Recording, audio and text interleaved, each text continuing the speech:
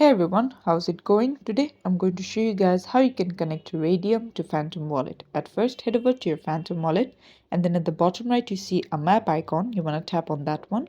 Now you want to go to trending sites, and then you want to search for Raydium by just scrolling until you find it.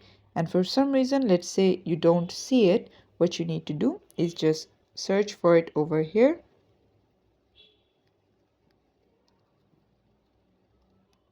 Just like so, and then click on Raydium. Now it's going to load up the site. Now what you need to do, as you see, Phantom Wallet is disconnected, so you just enter.